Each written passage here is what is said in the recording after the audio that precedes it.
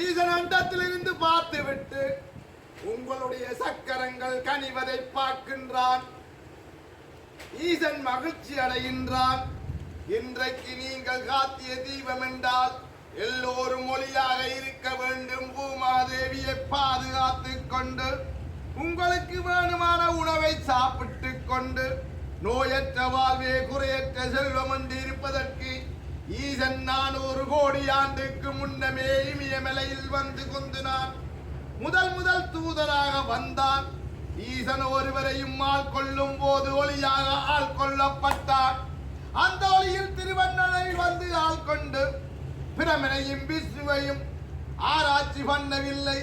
மக்களை உணர வைப்பதற்கு அவன் பிரமனையும் விஷ்ணுவையும் படைத்துவிட்டு பிரமனுக்கு ஒரு நாடகத்தை நடத்தி அவர் திருவிளையாடல் செய்ததொழிய பிரமன் பொய் சொல்லவில்லை என்பதை உணருங்கள். அதனால் தான் பிரமனை விட்ட வழியில் வைத்திருக்கின்றான்.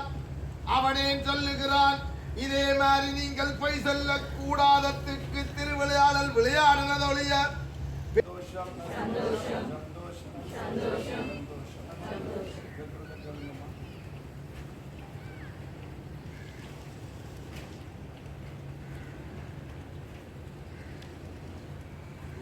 சாந்தி சாந்தி சாந்தி. அப்படியே இருக்கும் கண்ணை பார்க்கணும்னா அப்படியே கண்ணுடன் நான் கேட்கின்றேன். நீங்களும் கேளுங்கள். ஊனுக்கு அருள்பெரும் ஜோதியோடு எல்லா மக்களோடும் நாங்கள் சந்தோஷமாய் இந்த உபதத்தை கொடுத்து எங்களுக்கு உதவி செய்ய சொல்லி ஈஸ்வரன் கைகேளுங்கள். கடமை